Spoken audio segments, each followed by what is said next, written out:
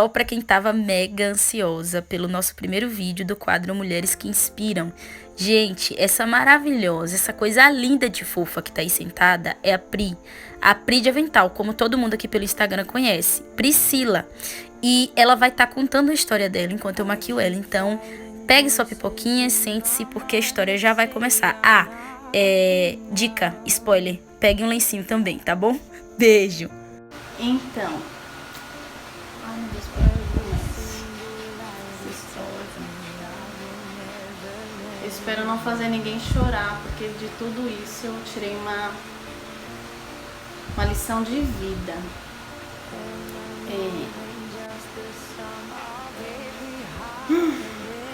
Respira, vai.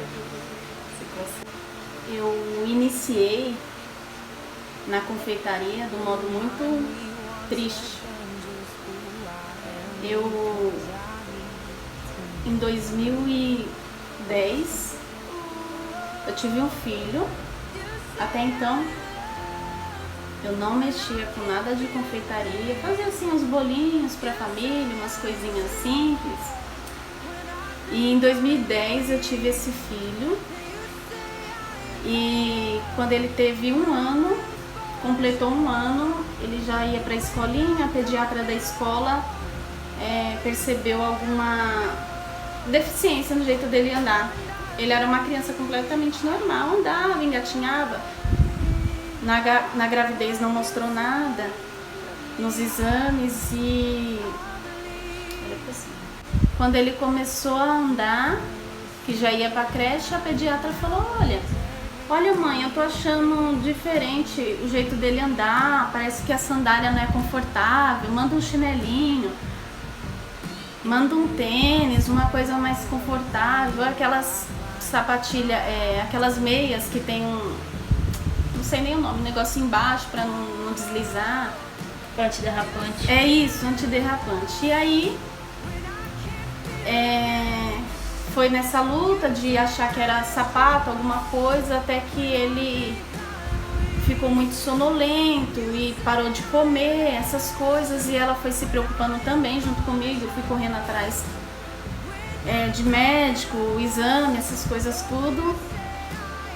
Pode falar. E aí não foi até então estava tratando refluxo, estava tratando virose, e aí ela, quando percebeu que ele já nem acordava mais, isso foi em questão de 15 dias. Não acordava? Não acordava mais, ele ficava totalmente sonolento. E aí ela falou: você tá levando? Eu falei: eu tô levando no convênio, assim, ela: olha, eu sou diretora de um hospital público, leva ele na quinta-feira para um diretor junto comigo dar uma olhada no estado dele. E aí eu fui naquela luta e ele já estava tendo uns vômitos jato, sonolento, vômito jato. Foi regredindo, andando aquele meio tombando, como se estivesse aprendendo. E aí, até que chegou nesse estado dele ficar só dormindo, totalmente sonolento e com esses vômitos. E aí, quando eu levei lá, o médico diretor, junto com ela, analisou e falou: é alguma coisa no cerebelo, que é atrás na parte da cabeça, porque ele já não conseguia mais nem se segurar sentadinho, a cabeça. E ele foi encaminhado para um hospital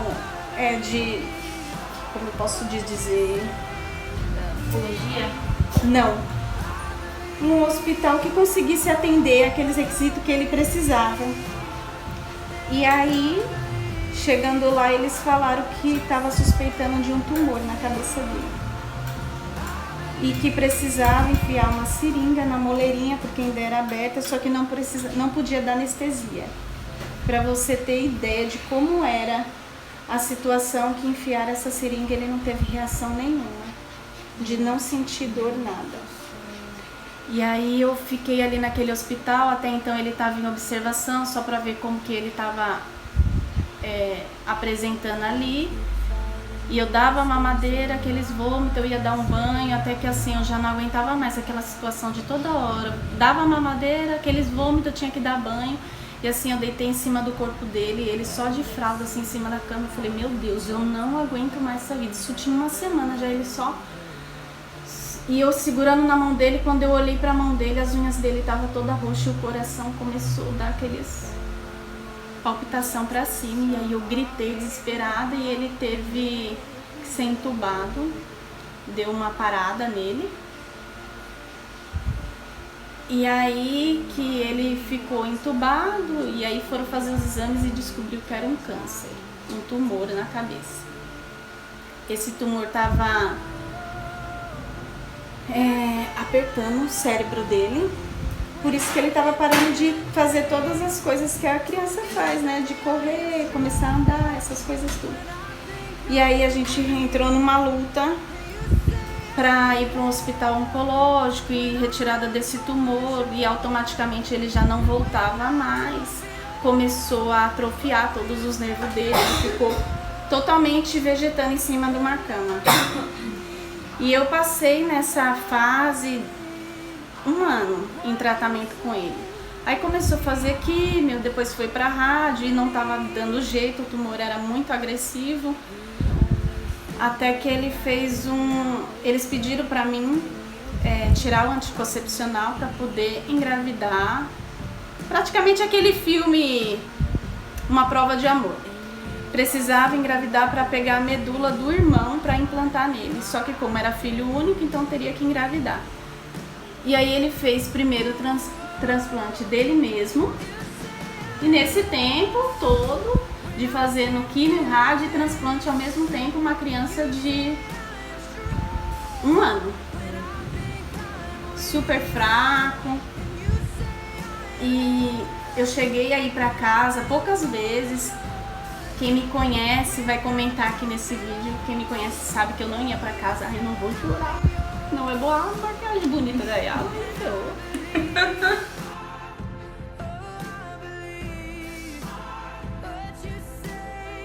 Aí eles me chamaram para conversar na segunda-feira, quando eu entrei nessa sala, uma sala bem pequena, com mais de 16 pessoas, com o resultado da ressonância que ele fez no sábado.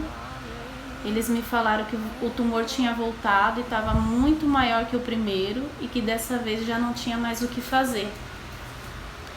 Que a partir dali ele era um paciente terminal. Aquele dia meu chão sumiu, eu liguei para uma prima minha que eu tinha muita amizade com ela, contei para ela, ela tentou me acalmar, falei, meu Deus, faz alguma coisa, gente, o que eu vou fazer? Eu preciso fazer alguma coisa. E você não vê o que fazer. Não tinha muito o que fazer, mas eu queria que ele fizesse cirurgia de novo, mas não podia abrir o crânio novamente. Eu queria que fizesse mais químio, mais rádio, mas não teve jeito. Acabou que não deu tempo também de fazer o transplante de irmãos, que é usar da medula de irmão. Não deu tempo de engravidar para salvar a vida dele, ou tentar salvar a vida dele.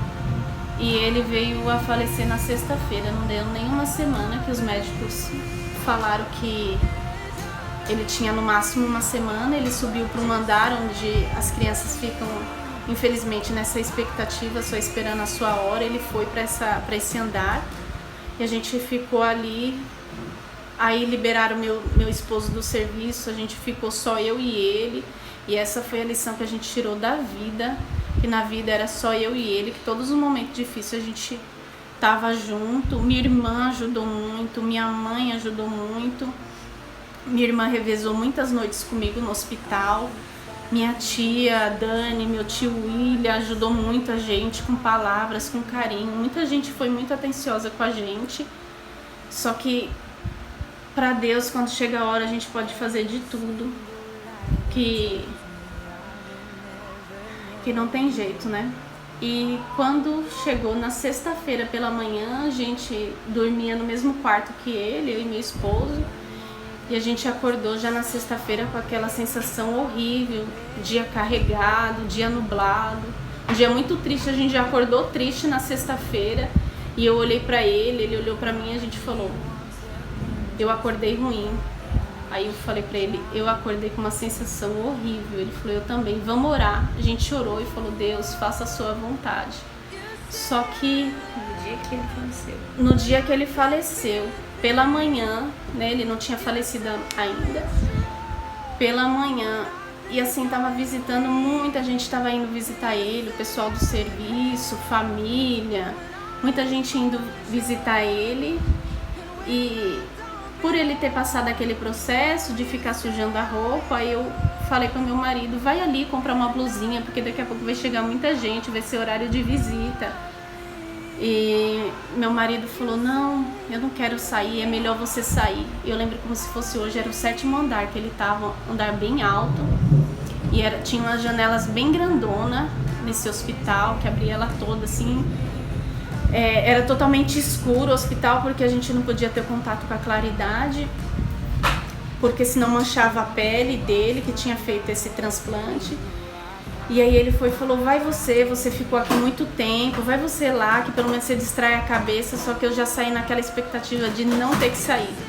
E eu falei pra ele, ó, então tá, combinado, eu vou, era 9 horas da manhã, eu vou quando for 2h30 eu tô aqui, porque 3 horas da tarde tem a dieta dele, você não vai saber colocar a dieta dele, eu chego antes das 3 pra poder dar a dieta das 3, a comidinha que ele se alimentava. E ele falou, vai que eu fico aqui. E eu fui ali, porque se eu não me engano era 4 horas a visita, e eu já queria deixar ele todo arrumadinho, assim, para as pessoas estarem visitando, ele todo limpinho. E eu saí ali, e quando eu chego na loja para comprar, eu peguei um ônibus que demorava 1h30 até nessa loja, era no centro de São Paulo esse hospital.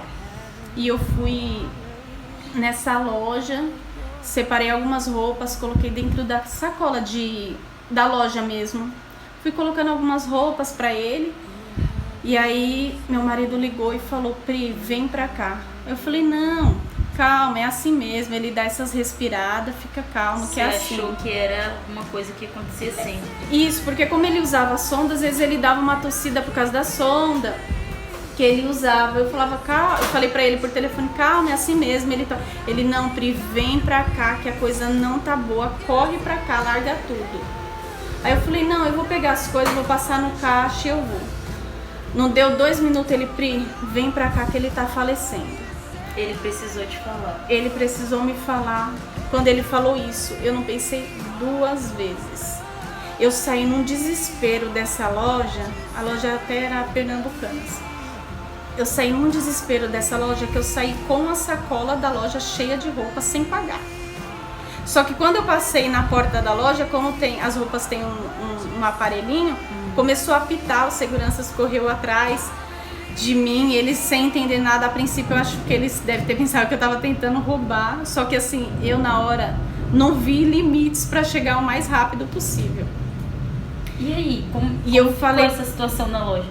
E aí que os seguranças veio correndo atrás de mim e falou, a sacola, eu nem consegui explicar nada, eu entreguei a sacola e continuei correndo. Peguei o ônibus e eu lembro que eu tava com R$50 e lá os ônibus não aceitam essa nota, é menos de R$20. O motorista, cobrador bem chato, não queria nem eu deixar eu passar para trás. E eu, aquele alvoroço, e ele me ligando, só falando, ele tá piorando, Pri, vem logo, Pri, ele vai falecer, Pri, ele tá falecendo. Era essas palavras que ele me falava pelo telefone. E ele chorando já? Ele já chorando, e eu falei, não, eu vou chegar aí. E o hospital onde ele ficava tinha uma subidinha de paralelepípedo, e eu tava com uma rasteirinha. Quando eu falei pro motorista, olha, eu vou descer no próximo ponto. Eles não deixaram eu passar, que eu tava com essa nota de R$50. Eles falaram, você vai ter que ir até o ponto final para poder trocar essa nota. Eu não tinha palavras, eu não tinha fôlego para falar o que estava acontecendo. Quando a senhora fez menção que ia descer, eu atropelei essa senhora dentro do ônibus e desci sem pagar. E subi num desespero.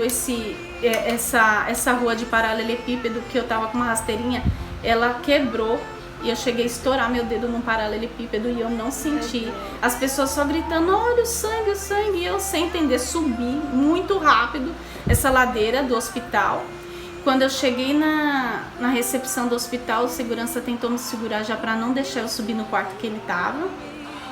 Eu fui pela escada, subi mais rápido que o segurança, eles tudo correndo atrás para não deixar eu ter esse contato, né? Tentar pelo menos me acalmar, que eu tava muito nervosa. E eu subi esses 7 andares de escada muito rápido, acho que em menos de 1 minuto eu subi. E quando eu cheguei, ele tava sem roupinha, eu peguei ele, coloquei assim no meu peito. E ele deu o último suspiro, eu olhei pro relógio e era 2h30, o horário que eu falei que eu ia chegar, 2h30. E também ele só deu esse suspiro e veio a falecer. E ali ficou um tempo, porque até eu consegui. Hoje eu falo, meu Deus do céu, aquele dia eu fui muito difícil com todo mundo. Minha irmã conversou muito comigo que o corpo começou a endurecer no meu colo, eu não soltava o corpo. E eu falava que era meu, que ninguém ia tocar. Ai, gente, tô chorando, não era pra chorar. E que eu ia trocar, eu que dei banho pela primeira vez, então eu queria trocar pela última vez, umas coisas assim, umas conversas meio estranhas foi entrando na minha cabeça. Quem me conhece sabe que eu nem ia pra casa, eu morava no hospital. E não deu tempo de engravidar, ele acabou falecendo. Não chora, senão eu vou chorar. Ele acabou falecendo, não deu tempo de fazer esse transplante de irmãos, de medula. E o transplante dele não deu muito certo. A princípio tinha dado certo, ele teve uma melhora. E aí hoje eu penso, com todas as palavras, com a cabeça bem no lugar hoje, que Deus faz os planos corretamente, que Ele sabe que se eu tivesse naquele momento, como eu estava de uma altura muito grande, eu não ia aguentar aquele baque sozinha ali dentro do quarto com ele. Eu com certeza iria me jogar daquele 7º andar. E Deus foi maravilhoso, que me tirou no momento certo de dentro do quarto para não conseguir acompanhar tudo aquilo que ele sabe que eu não iria aguentar. Você acha que você teria? Com certeza. E logo em seguida a gente veio viajar aqui pra Bahia, pra distrair a mente. Eu lembro poucas coisas, que minha cabeça estava totalmente em outro lugar. O tempo que a gente veio pra cá, acho que a gente ficou, se eu não me engano, nem lembro direito, uns 15 dias aqui. E logo a gente retornou e começou a trabalhar. Foi onde eu coloquei esses cursos tudo em prática e comecei a fazer curso presencial em algumas lojas lá de São Paulo. E aí dá uma agonia. Dá, essa hora dá uma agonia mesmo. Gente que nunca se maquiou. Olha pra si. E aí eu comecei a colocar esses cursos tudo em prática. E a família, principalmente essa minha tia Dani, ela vendo que a gente foi ficando meio depressivo, muito quieto, foi tentando distrair a gente, e surgia uma festa de aniversário, Pri, faz um bolinho. Começou meio que assim, usando ela e minha amiga Priscila de cobaia. E depois eu comecei a trabalhar numa empresa de administração, uma empresa de transporte, e comecei a trabalhar na área administrativa, mas fazendo os cursos de confeitaria. Falei, eu vou seguir o que meu coração manda eu ir pra cozinha. E aí comecei a fazer curso e fazer esses bolinhos pra família e fui me aprimorando. Foi onde surgiu a oportunidade de vir pra cá. E aí a gente tá aí. Até hoje. Né? Até hoje. Mas a confeitaria foi a forma, foi o que te ajudou a sair com da certeza. depressão. A confeitaria, ela, primeiramente esse meu emprego, né, na área administrativa, numa transportadora, e o tempo que eu tinha livre, eu ia fazer curso presencial para ocupar a mente. Foi até uma ideia que essa minha tia me deu também, minha prima me deu essa ideia. Vai fazer curso também presencial, quando você estiver livre, e eu comecei a fazer isso.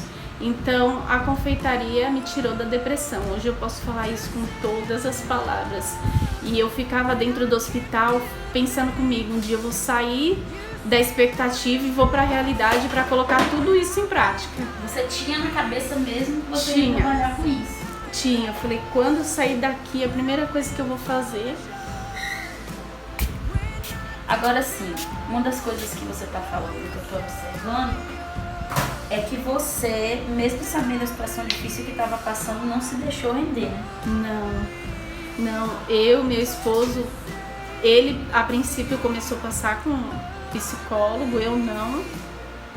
Eu já passava com psicólogo dentro do próprio hospital onde meu filho fazia tratamento.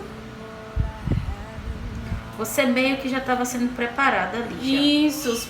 Primeiro assim, que não se apresentaram como psicóloga, né? Depois de eu conversando, peguei uma amizade e ela falou, eu posso ficar vindo aqui todo dia? Eu tava adorando, né? Que eu tinha alguém pra conversar.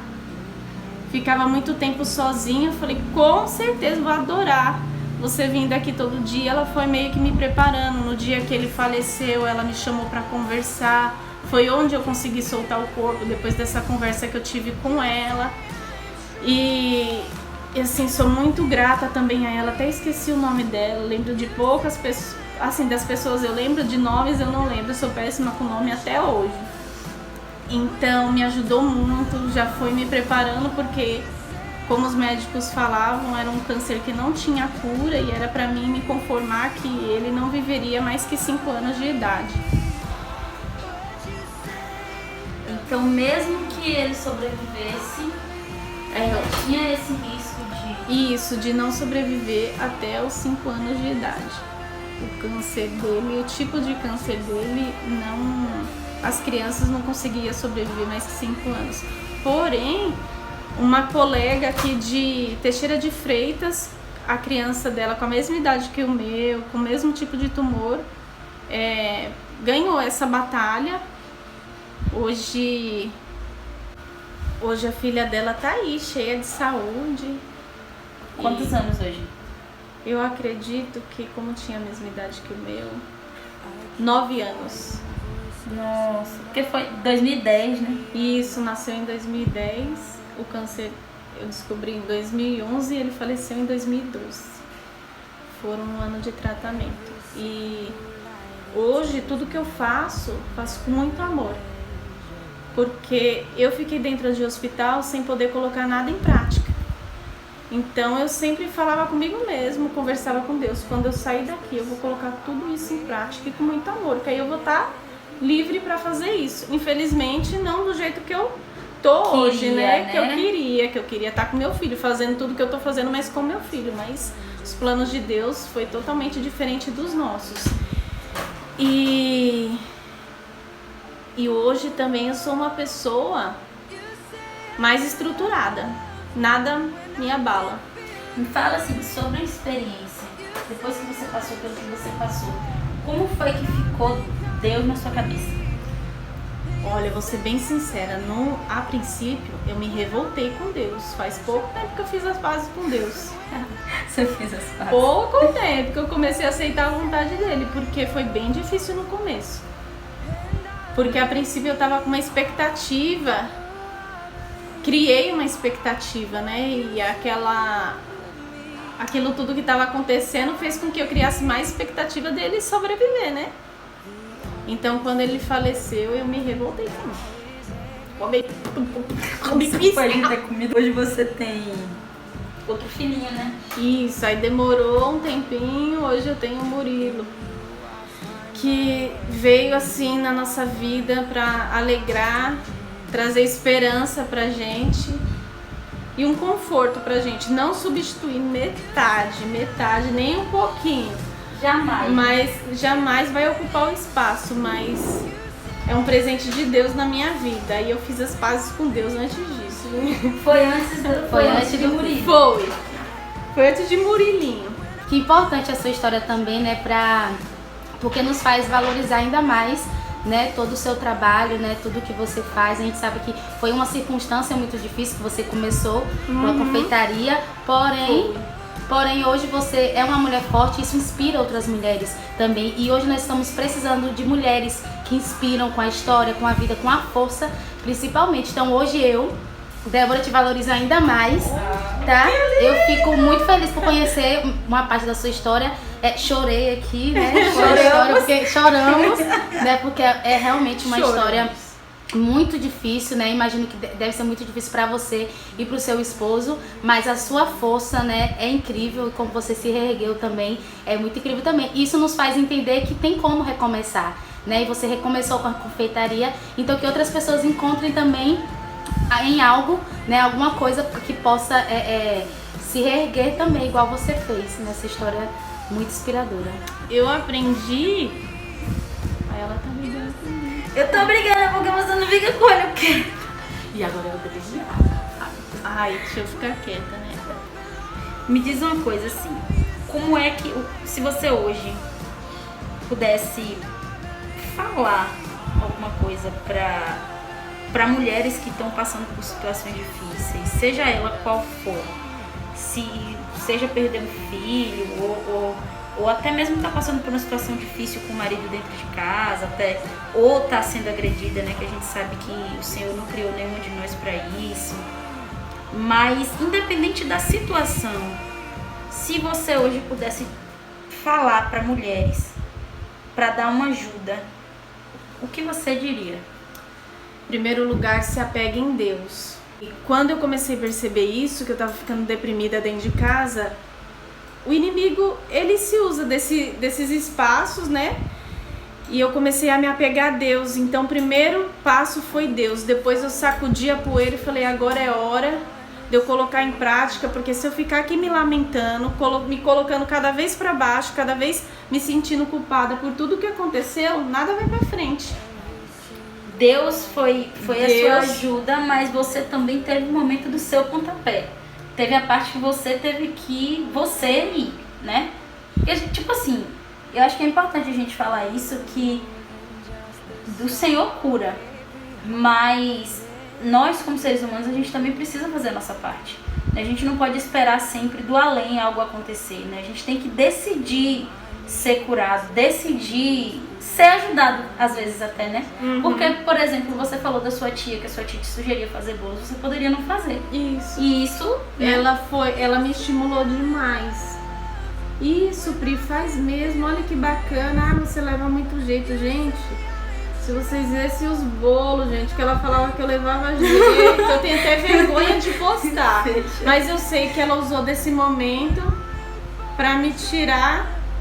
É com a palavra de ânimo, não faz, né? Mas foi totalmente... E quando eu fazia os bolos feios, ela ficava toda feliz. Ai, abria a minha boleira e colocava no Facebook aqueles textos, aquelas coisas. Gente, eu falava, vixe, eu já virei profissional. A importância de ter alguém, né? Com certeza, ela foi uma das pessoas que me inspiraram demais. Ela não gosta que eu chamo ela de tia Dani, mas é tia Dani, sim, ela é minha tia, né? Porque ela é novinha. Tem idade de ser o quê? Irmã mais velha? Isso, irmã mais velha. Eu entendo. Eu tenho uma tia assim também, ó. Beijo, tia Lana. Então ela foi uma das pessoas que me inspiraram muito. Quando ia chegando o aniversário, ela, Pri, bora bolar festa. Eu me sentia a decoradora, que hoje eu não entendo nada de decoração, e fazia doce, Ô, gente, cada bolo feio. Abre o olho agora. Uma das coisas importantes é estar perto de pessoas que te motivem, né? Então, porque talvez você não tivesse essa motivação também, certeza. né? Eu acho que Deus sabe o que faz também, colocou essas pessoas na sua vida pra te impulsionar. Foi, né? mesmo, foi mesmo. Se eu não tivesse ela na minha vida, eu acho que eu ia continuar naquela... depressão. Isso, depressiva. E sempre me fechando mais, que a tendência foi acontecendo isso. Eu sempre fui me fechando pra todo mundo. Fui culpando as pessoas, que era porque as pessoas não iriam me ver no hospital. E aí ela que foi dando esse estímulo, não, Pri, vamos. E eu fazia aqueles bolos enrugados, de papel de arroz tudo enrugado, chantilly escorrido, torto, então nem se fala. Torto já era de lei. Agora já é a palavra de alguém que é profissional. Agora eu posso Tu posso pra pegar hoje o bolo aí, os bolos de antigamente. E eu falei pra ela, agora eu vou fazer um bolão lindo pra você, um bolo digno de falar. Mas você tá perto de pessoas que te inspiram é muito importante. Geralmente essas pessoas que inspiram são pessoas com amigos bem próximos, porque muitos amigos meus mesmo sumiram todos. Até hoje eu não tenho contato com nenhum. Depois dessa situação, você literalmente cortou o vínculo. Cortei, porque eu fiquei pensando, no momento difícil eu não tenho essas pessoas, porque quando isso passar eu vou ter. Isso. Não que eu não fale, né? Falo com todo mundo, mas aquela coisa de, olha, conta comigo pra qualquer hora, não é pra qualquer hora. A gente conheceu bem de perto as pessoas mesmo. E foram assim de contar nos dedos a quantidade de pessoas que teve do nosso lado, até depois mesmo. Eu comi um pelo do seu pincel.